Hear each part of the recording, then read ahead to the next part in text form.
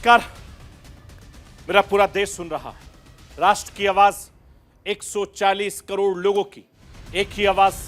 आपके साथ मैं हूं सरफराज। मैं सरफराज सैफी आपको बताना चाहता हूं प्रधानमंत्री नरेंद्र मोदी के फैसले से, जो उन्हें पहले से प्रधानमंत्रियों के अलग बनाते हैं। प्रधानमंत्री नरेंद्र मोदी हमेशा अपने फैसले से लोग को चौंकाते हैं, हैरान करते हैं। लोकसभा चुनाव से ठीक पहले प्रधानमंत्री नरेंद्र मोदी ने एक साथ 5 भारत रत्न देने का ऐलान किया, तो उनके इस फैसले पर हर कोई हैरान रह गया। प्रधानमंत्री नरेंद्र मोदी ने 15 दिनों के भीतर 5 शख्सियतों को भारत रत्न दे जाने का ऐलान कर दिया। इसके साथ ही भारतीय राजनीतिक इतिहास में ऐसा पहली बार हुआ है जब एक साथ 5 लोगों को भारत रत्न देने का ऐलान हुआ हो। मोदी सरकार में अब तक कितनी हस्तियों को अवार्ड दिया जा चुका है, यह भी आपको बताऊंगा। राष्ट्र की आवाज के जरिए आपको समझाने की कोशिश करूंगा कि इसके सियासी मायने क्या हैं। केंद्र सरकार ने एक के बाद एक भारत रत्न देकर कई बड़े संदेश देश और दुनिया को दिए हैं। इसके राजनीतिक सामाजिक मायने बहुत ज्यादा गहरे बताए जा रहे हैं। इसे बीजेपी की सियासी रणनीति से लेकर सोशल इंजीनियरिंग का भी हिस्सा माना जा रहा है और चुनावी साल में भारत रत्न दिए जाने का बीजेपी ने एक नया रिकॉर्ड बनाया है। बीजेपी के 5 भारत रत्न में उत्तर दक्षिण का संगम है, तो मंडल और कमंडल का मेल भी है। साथ ही इसमें किसान वाला खेल भी शामिल है। बीजेपी के 5 भारत रत्न से 5 बड़े संदेश निकलते हैं। वो 5 संदेश क्या हैं, आज आपको राष्ट्र की आवाज के जरिए बताऊंगा। प्रधानमंत्री नरेंद्र मोदी को सियासत का मजा हुआ खिलाड़ी माना जाता है। पीएम मोदी अपने चाल से विरोधियों को चित कर देते हैं। चुनाव से ठीक पहले प्रधानमंत्री नरेंद्र मोदी ने भारत रत्न का ऐलान कर दिया। पीएम मोदी को रोकने के लिए विपक्ष एकजुट होकर इंडिया गठबंधन बनाया था, लेकिन पीएम मोदी की एक चाल से इंडिया गठबंधन का पूरा खेल बिगड़ गया। पीएम मोदी की एक चाल से विपक्षी दलों का भी दिल भारतीय जनता पार्टी पर आ गया और पहले नीतीश कुमार का दिल बीजेपी के साथ मिला, फिर जयंत चौधरी के दिल को बीजेपी ने जीत लिया। दोनों का दिल पीएम मोदी ने भारत रत्न के जरिए जीता है। बीजेपी दिल के रास्ते दल जीतकर चुनाव जीतने की रणनीति क्या है, इसके सियासी मायने आज राष्ट्र की आवाज के जरिए समझाने की कोशिश करूंगा। मैं अपने हिंदुस्तान के कोने कोने की आवाज को दिल्ली तक पहुंचाता हूं, दिल्ली की आवाज को देश दुनिया के कोने कोने तक पहुंचाता हूं। नेताओं की आवाज को मैं आम लोगों तक पहुंचाता हूं, आम लोगों की आवाज को मैं अपने देश के हुक्मरानों तक पहुंचाता हूं। आपकी आवाज से मिलती है मेरी आवाज और बन जाती है राष्ट्र की आवाज।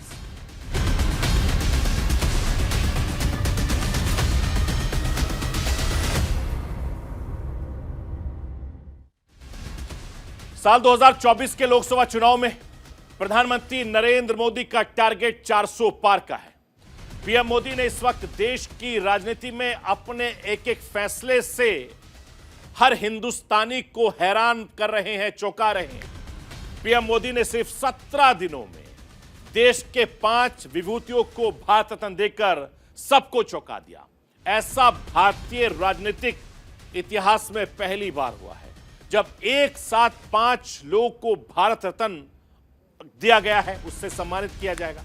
इन 5 भारत रत्न में बिहार के पूर्व मुख्यमंत्री और जननायक कर्पूरी ठाकुर, भारतीय जनता पार्टी के सह संस्थापक, देश के पूर्व गृह मंत्री लाल कृष्ण आडवाणी, देश के 5वें पूर्व प्रधानमंत्री चौधरी चरण सिंह, 9वें प्रधानमंत्री पीवी नरसिम्हा राव, इसके अलावा वैज्ञानिक एस स्वामीनाथन को सर्वोच्च नागरिक सम्मान देने का ऐलान किया है।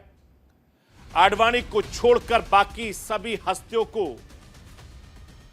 मंत्रोपचार ये सम्मान दिया गया है। मैं आपको ये बताना चाहता हूं कि इन 5 हस्तियों में से 4 राजनीतिक दल से जुड़े रहे, जबकि एमएस स्वामीनाथन कृषि वैज्ञानिक रहे हैं और बड़ी बात यह है कि चारों राजनीतिक हस्तियों में लाल कृष्ण आडवाणी को छोड़ दें तो विपरीत विचारधारा विपक्षी राजनीतिक दलों के नेता रहे। कर्पूरी ठाकुर बिहार के पूर्व मुख्यमंत्री थे, जिसका संबंध पहले कांग्रेस से था, उसके बाद लोकदल से हुआ, उसके बाद जनता पार्टी से रहा। चौधरी चरण सिंह पूर्व प्रधानमंत्री और स्वतंत्रता सेनानी रहे हैं, जिनका सियासी सफर कांग्रेस से शुरू हुआ। पंडित जवाहरलाल नेहरू, इंदिरा गांधी के मतभेद के बाद चौधरी साहब ने अपनी पार्टी बनाई। उत्तर प्रदेश के पहले और गैर कांग्रेसी सीएम बने। पूर्व प्रधानमंत्री नरसिम्हा राव भी कांग्रेसी थे, बीजेपी विचारधारा के विरोधी थे, लेकिन फिर भी भारतीय जनता पार्टी ने इन्हें सम्मान देकर सबको चौंका दिया। हालांकि यह कोई पहला मौका नहीं है जब बीजेपी किसी कांग्रेसी नेता को यह सम्मान दे रही हो। इससे पहले भी साल 2019 में देश के पूर्व राष्ट्रपति प्रणब मुखर्जी को भारत रत्न देकर सबको चौंका दिया है। भारत रत्न के लिए एक साथ 5 नामों की घोषणा के साथ ही यह चर्चा शुरू हो गई, आखिर मोदी सरकार और मनमोहन सरकार में किसके कार्यकाल में सबसे ज्यादा भारत रत्न दिए गए हैं। तो मैं राष्ट्र की आवाज के जरिए आपको बताना चाहता हूं कि मोदी सरकार और मनमोहन सरकार में किसके कार्यकाल में किसने भारत रत्न दिए गए हैं, उसको जरा समझ लीजिए। मोदी सरकार में पहली बार भारत रत्न की घोषणा साल 2015 में हुई थी। लंबे वक्त से की जा रही मांग पर मोदी सरकार ने अपनी मोहर लगाई। पूर्व प्रधानमंत्री अटल बिहारी वाजपेयी को यह सम्मान दिया गया। इस साल स्वतंत्रता सेनानी, हिंदू महासभा के नेता महामना सदन मदन मोहन मालवीय को भी भारत रत्न देने की घोषणा की गई। साल 2019 में मोदी सरकार ने भारत रत्न के लिए 3 नामों की घोषणा की। इसमें प्रणब मुखर्जी, नानाजी देशमुख और भूपेन हजारिका शामिल रहे। फिर इसी साल यानी 2024 में 5 नामों की घोषणा कर भारतीय जनता पार्टी ने 15 दिनों में कर दिए। वहीं मनमोहन सरकार की अगर मैं बात करूं तो 10 साल के कार्यकाल में सिर्फ 3 लोगों को भारत रत्न दिया गया। इनमें 2028 पंडित भीमसेन जोशी, 2018 में भीम सिंह जोशी, 2014 में सचिन तेंदुलकर और 2014 में ही CNR राव को भारत रत्न से सम्मानित किया गया है। मैं आपको यह बताना चाहता हूं कि भारतीय राजनीति के इतिहास में ऐसा पहली बार हुआ है जब एक साथ 5 लोगों को भारत रत्न देने का ऐलान हुआ हो। इससे पहले साल 1999 में तत्कालीन प्रधानमंत्री अटल बिहारी वाजपेयी ने 4 लोगों को भारत रत्न देने का ऐलान किया था। प्रधानमंत्री नरेंद्र मोदी अपने हर फैसले से जिस तरीके से हिंदुस्तानियों को चौंकाते हैं, उसी तरीके से भारत रत्न देने के फैसले से भी हर किसी को हैरान कर दिया। मैं आपको यह भी बताना चाहता हूं कि कहा यह भी जाता है कि राजनीतिक में टारगेट तय करना, फिर उसे हासिल करना सत्ता तक पहुंचने का मूल मंत्र होता है। टारगेट तय करने और फिर उसे हासिल करने में प्रधानमंत्री नरेंद्र मोदी का तोड़ अभी तक राजनीति में नहीं है। प्रधानमंत्री नरेंद्र मोदी ने अब की बार 400 पार का टारगेट खुद को दिया, पार्टी को दिया, नेताओं को दिया, कार्यकर्ताओं को दिया और उसी में सब एक साथ जुट गए हैं। प्रधानमंत्री नरेंद्र मोदी का हर कदम अपने लक्ष्य की तरफ तेजी से बढ़ रहा है और इस साल में भारत रत्न से सम्मानित हस्तियों की लिस्ट के पीछे का लक्ष्य क्या है, उसे समझना भी बहुत जरूरी है। मैं राष्ट्र की आवाज के जरिए आपको समझाना चाहता हूं कि इन हस्तियों को भारत रत्न दिए जाने के पीछे सियासी मकसद क्या है, उसको समझिए। भारत रत्न कर्पूरी ठाकुर का लक्ष्य है बिहार से लेकर अति पिछड़े वोटरों को साधना। भारत रत्न लाल कृष्ण आडवाणी टारगेट हिंदुत्व की राजनीति से जुड़े सभी हिंदुओं को एक साथ साधना। भारत रत्न चौधरी चरण सिंह लक्ष्य है देश के किसान और जाटों को एक साथ इकट्ठा करना। भारत रत्न PV नरसिम्हा राव लक्ष्य है साउथ की राजनीति ब्राह्मणों को साधना। भारत रत्न MS स्वामीनाथन लक्ष्य है देश के किसान वोटरों को और दक्षिणी को वोटरों को साधना। इन सियासी मायने समझिए 5 भारत रत्न जो सरकार ने दिए हैं उसके सियासी मायने मैंने आपको समझाया। मैं आपको यह भी बताना चाहता हूं कि उत्तर दक्षिण संगम है तो मंडल और कमंडल का मेल भी काफी ज्यादा है, साथ ही इसमें किसान वाला खेल भी शामिल है। इन 5 नामों का ऐलान में प्रधानमंत्री नरेंद्र मोदी सरकार को महज 17 दिन लगे और इन 17 दिनों में हिंदुस्तान की राजनीति को बदल कर रख दिया। कर्पूरी ठाकुर के ऐलान के साथ बिहार में पीएम मोदी के विरोध का झंडा उठाए नीतीश कुमार भावुक हो गए और एनडीए के साथ आ गए। चौधरी चरण सिंह के नाम के साथ उत्तर प्रदेश में जयंत चौधरी का दिल जीत लिया, पसीज गया। पीवी नरसिम्हा राव, MS स्वामीनाथन के ऐलान के साथ ही साउथ की राजनीति में भी नई हलचल नरेंद्र मोदी ने शुरू कर दी है।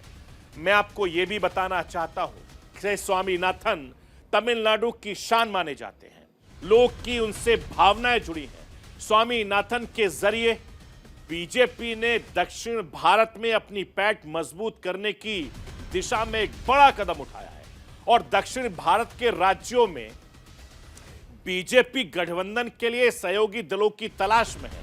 कर्नाटक में जेडीएस के साथ बीजेपी का गठबंधन हो चुका है। 2019 के चुनाव में बीजेपी का तमिलनाडु में AIADIMK के साथ अलायंस था और 30% से ज्यादा वोट हासिल किए थे। इस बार स्वामीनाथन को सम्मान देकर वोटरों को साधने की भारतीय जनता पार्टी ने एक बड़ी कोशिश की। मैं आपको यह भी बताना चाहता हूं, इसी तरीके से पीवी नरसिम्हा राव के जरिए भारतीय जनता पार्टी ने तेलंगाना, आंध्र प्रदेश में वोटरों को साधने के लिए एक बड़ा दांव खेला है, क्योंकि आंध्र प्रदेश में जगन मोहन रेड्डी की पार्टी YSRP का दबदबा है और इस बार चुनाव में बीजेपी अकेले दम पर मैदान में उतर रही है। ऐसे में यह दांव काम करता है तो बीजेपी को कुछ हद तक सीटें मिलने का फायदा हो सकता है और कुछ ऐसा ही हाल तेलंगाना का है। कांग्रेस ने विधानसभा चुनाव जीता तो उनके पक्ष में आम चुनाव को लेकर लहर मानी जा रही है। इस बार बीजेपी को कुछ सीटों का नुकसान होने का अनुमान भी लगाया जा रहा है। पीवी नरसिम्हा राव के जरिए बीजेपी एक बड़े वोट बैंक को अपने पक्ष में करने की लगातार कोशिश कर रही है। मैं आपको यह भी बताना चाहता हूं कि राम मंदिर उद्घाटन के बाद से ही बीजेपी लगातार एक के बाद एक मास्टर स्ट्रोक चल रही है और विपक्षी खेमे को चुनावी मैदान के साथ साथ नैरेटिव की लड़ाई में हराने के लिए हर मुमकिन कोशिश कर रही है। इन कोशिशों में बीजेपी काफी हद तक कामयाब होती दिखाई दे रही है और बीजेपी अच्छे तरीके से जानती है कि नैरेटिव की लड़ाई जीतना भी उतना ही जरूरी है जितना चुनावी मैदान में विपक्ष को हराना है। मोदी और राम मंदिर की लहर तो चल ही रही है, सीटों का टारगेट छूकर नए रिकॉर्ड बनाना भी किसी बड़ी चुनौती से कम नहीं है और यही वजह है कि भारतीय जनता पार्टी 2019 में जिन सीटों पर कम वोटों के अंतर से चुनाव हारी थी वहां 2 साल से फोकस कर रही है और जिन राज्यों में खुद को कमजोर पाती है वहां क्षेत्रीय दलों से हाथ मिलाने के पीछे नहीं हट रही। बीजेपी दिल के रास्ते दल जीतकर चुनाव जीतने की रणनीति बना रही है, लेकिन समझना होगा कि दिल के रास्ते दल जीतकर बीजेपी ने चुनाव जीतने की कैसी रणनीति बनाई है। इसके लिए सबसे पहले मैं आपको बिहार की सियासत को समझा देता हूं। इंडिया गठबंधन की नींव जिस बिहार में पड़ी थी वहां पर बीजेपी ने जेडीयू का दिल जीतने का काम किया। इंडिया गठबंधन के सूत्रधार नीतीश कुमार को ही अपने पाले में लिया गया और इस तरीके से बीजेपी ने पूरे विपक्ष गठबंधन को बैकफुट पर लाकर दिया। कर्पूरी ठाकुर को भारत रत्न देकर भारतीय जनता पार्टी ने एक तीर से दो निशाने साधे हैं। मैं राष्ट्र की आवाज के जरिए आपको समझाना चाहता हूं, जरा समझिए। कर्पूरी ठाकुर की पहचान अति पिछड़ा वर्ग के नेता के तौर पर ही है। अति पिछड़ी जातियों में 100 से ज्यादा जातियां बिहार में ओबीसी समुदाय का सबसे बड़ा वोट बैंक है। बिहार में ओबीसी समुदाय करीब 63% का आंकड़ा है। नीतीश कुमार को सीएम बनने में ओबीसी समुदाय बहुत बड़ी भूमिका निभाता है। ओबीसी वोट बैंक पर हर दल की नजर रहती है। कर्पूरी ठाकुर की इस विरासत पर ज्यादातर दल अपना अपना दावा करते हैं और ओबीसी का बड़ा वर्ग कर्पूरी ठाकुर को अपना आदर्श मानता है। यही वजह है कि जब प्रधानमंत्री नरेंद्र मोदी ने कर्पूरी ठाकुर को भारत रत्न देने का ऐलान किया तो आरजेडी को भी केंद्र सरकार का धन्यवाद करना पड़ा। नीतीश कुमार तो अपना पाला ही बदल लिया। इस तरीके से बीजेपी ने कर्पूरी ठाकुर को भारत रत्न देने की घोषणा के साथ ही एक तीर से दो निशाने साध दिए। एक तो बीजेपी ने इंडिया गठबंधन में बड़ी सेंधमारी कर दी। कर्पूरी ठाकुर के जरिए बीजेपी ने चुनावी जीत का ताना बाना बुन लिया और नीतीश कुमार के आते ही पिछड़ों और महादलितों का एक बड़ा तबका बीजेपी के साथ आ गया। तो कभी इंडिया गठबंधन के लिए बिहार में संजीवनी की तरह दिख रहा था। राजनीति के जानकार ये मानते हैं कि अगर नीतीश कुमार इंडिया गठबंधन का हिस्सा रहते तो बिहार में एनडीए को 20 के करीब लोकसभा सीटों पर समेटा जा रहा था। लेकिन नीतीश कुमार के पाला बदलने से बिहार में एनडीए 30 से ज्यादा सीटें जीत सकती है, इस तरह के राजनीति के जानकार कह रहे हैं। और यही वजह है कि आरजेडी प्रमुख लालू प्रसाद यादव अब भी नीतीश कुमार को फ्रेंड रिक्वेस्ट भेजते हैं। मैं आपको यह भी बताना चाहता हूं कि नीतीश कुमार के साथ बीजेपी के दिल मिलने से के बाद अब जयंत चौधरी का दिल भी भारतीय जनता पार्टी पर आ गया और इसके पीछे की वजह भारत रत्न ही है। चौधरी चरण सिंह को भारत रत्न दिए जाने की घोषणा के साथ उनके पोते आरएलडी सुप्रीमो जयंत चौधरी का दिल बीजेपी के साथ मिल गया। भारत के 5वें प्रधानमंत्री चौधरी चरण सिंह की गिनती एक बड़े किसान कद्दावर नेता के तौर पर होती है। उनकी विरासत को पहले उनके बेटे चौधरी अजीत सिंह ने संभाला, अब जयंत चौधरी संभाल रहे हैं। जयंत चौधरी का दखल पश्चिमी उत्तर प्रदेश के कई जिलों में रहा है। जयंत चौधरी एक बड़े जाट नेता होने के साथ ही किसानों में बड़ी पैठ रखते हैं, चूंकि उनके पिताजी उनके दादाजी का दबदबा बहुत रहा है। चाहे 2014 हो या 2019 का आम चुनाव हो या फिर 2022 का विधानसभा चुनाव हो, बीजेपी ने जयंत चौधरी को अपने पाले में लाने की हर मुमकिन कोशिश की। लेकिन पिछले 3 लोकसभा चुनाव में जयंत चौधरी एनडीए का हिस्सा नहीं बने। बीजेपी ने जयंत चौधरी को अपने पाले में लिया। जयंत चौधरी के जरिए बीजेपी एक साथ कई बड़े मैसेज देना चाहती है। पहला, उन किसान भाइयों को जो अलग अलग मांगों को लेकर दिल्ली कूच करने के लिए पहले भी निकले थे, अभी भी निकले हैं, लगातार आंदोलन कर रहे हैं।